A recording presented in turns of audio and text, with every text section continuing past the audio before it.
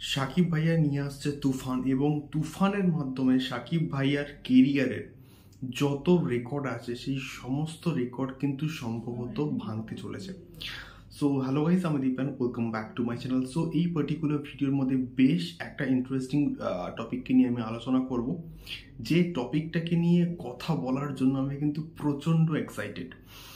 তো সত্যি বলতে আমরা জানি যে তুফান আসছে এবং শাকিব খানের কেরিয়ার জাস্ট পাল্টে দেবে, এবং এই প্রজেক্টটা শাকিব খানের কেরিয়ারে অন্যতম একটা ইম্পর্টেন্ট প্রজেক্ট কিন্তু হচ্ছে অনেকগুলো কারণের জন্য।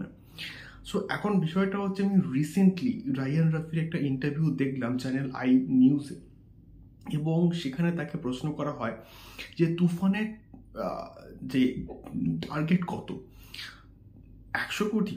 তখন কিন্তু রায়ান রাফি একটা স্মার্ট অ্যান্সার দেন, এবং সেই স্মার্ট অ্যান্সারটা প্রচণ্ড কিন্তু ইন্টারেস্টিং। তিনি বললেন যে যদি ভালো ছবি হয় তাহলে তো 100 কোটি অবশ্যই, তবে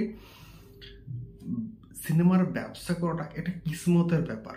যদি ভাগ্য ভালো থাকে, অডিয়েন্সের ভালো লাগে, তাহলে কিন্তু সিনেমাটা কিন্তু জাস্ট সব কিছু রেকর্ড ভেঙে দেবে।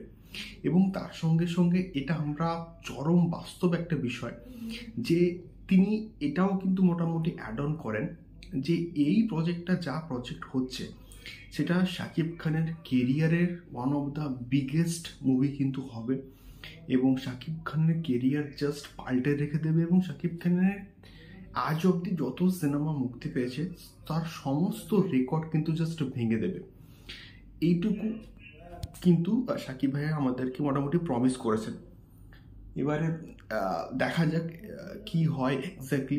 তোমাদের কি মতামত আমাকে অবশ্যই কিন্তু কমেন্ট করে শেয়ার করতে পারো। এখনকার ভিডিওটা অবধি, দেখা হচ্ছে পরবর্তী ভিডিওতে। টাটা।